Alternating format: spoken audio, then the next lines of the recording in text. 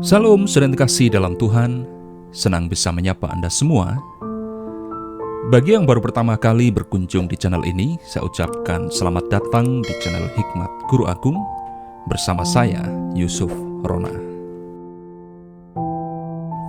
Renungan hari ini terdapat dalam Mazmur 139 ayat 14. Demikian bunyi firman Tuhan.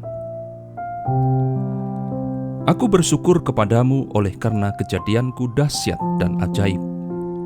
Ajaib apa yang kau buat, dan jiwaku benar-benar menyadarinya. Siapa yang tidak kenal Daud? Ya, selain menulis kitab Mazmur, Daud adalah seorang raja Israel kuno yang hidup di era 1040 sebelum Masehi. Dialah raja Israel kedua setelah Saul. Dialah Daud keturunan Isai yang dipakai Tuhan luar biasa, hebat, dan sangat dikagumi oleh bangsanya. Kisah hidup Daud dapat kita temukan dalam kitab Perjanjian Lama, khususnya dalam 1-2 Samuel, 1 Raja-Raja, dan 1 Tawarik. Seperti yang kita tahu, di balik keberhasilannya sebagai seorang raja, Daud memiliki kisah hidup yang sangat menyedihkan. Sama seperti orang pada umumnya, Daud juga sering mengalami pasang surut dalam hidupnya. Lihat saja awal ketika Daud dipilih sebagai raja. Sekalipun dia berani membunuh singa, beruang, dan raksasa Goliat, namun kemampuannya tetap diragukan oleh Samuel, oleh Saul, bahkan oleh keluarganya sendiri, karena postur badannya yang kecil serta usianya yang masih sangat muda, mustahil dapat mengemban tugas raja. Setelah berada dalam istana raja, Daud mengalami penolakan dan ancaman pembunuhan dari raja terdahulu bernama Saul. Saul merasa iri atas keberhasilan Daud dan menganggapnya sebagai ancaman, sehingga dia bertekad ingin melenyapkannya.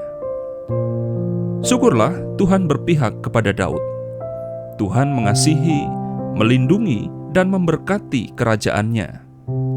Sayang, di tengah puncak karirnya sebagai seorang raja, secara mengagetkan, Daud mengalami peristiwa memalukan yang tidak hanya menciderai keluarga, tapi juga menyebabkan reputasinya sebagai seorang raja hancur. Ya, Daud berzina dengan Batseba, serta merancang skenario jahat hingga membunuh Uria. Apa yang terjadi berikutnya kita semua tahu. Walaupun Daud telah mengakui dan menyesali semua perbuatannya, namun ada konsekuensi dosa yang harus dia tanggung selama kurun 20 tahun terakhir dari kehidupannya.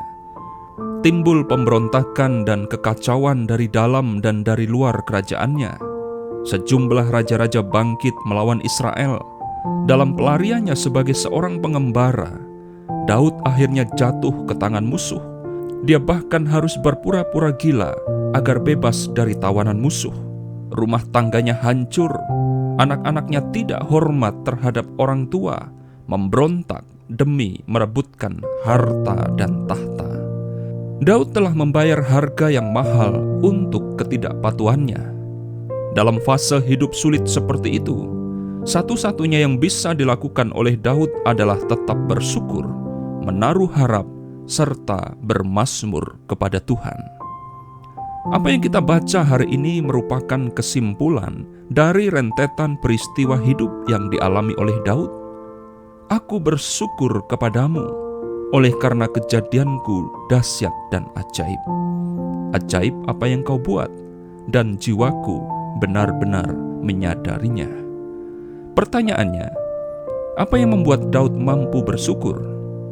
Pertama, Daud mengingat betapa dahsyat dan ajaibnya kebaikan Tuhan, bukan saja saat dia menjadi raja, namun sejak dia masih dalam kandungan.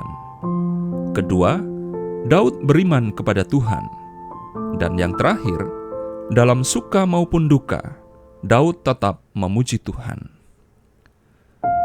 Saudara terkasih dalam Tuhan, tidak peduli seberat apapun beban hidup dan persoalanmu hari ini, belajarlah dari semangat hidup Daud. Belajarlah dari keyakinannya kepada Tuhan. Terlepas apakah pengalaman itu baik atau buruk, yang pasti semua diizinkan Tuhan untuk suatu maksud, yakni untuk menguatkan dan meneguhkan iman kita. Percayalah, tidak ada peristiwa buruk dalam hidup ini yang tidak berarti. Semua pasti ada hikmahnya. Tugas kita adalah menjalani setiap fase hidup ini dengan terus mengingat kebaikan Tuhan, beriman kepada Tuhan sambil mengucap syukur. Kiranya firman Tuhan hari ini memberkati, menguatkan, serta meneguhkan kita. Sampai jumpa dalam renungan berikutnya. Tuhan Yesus memberkati.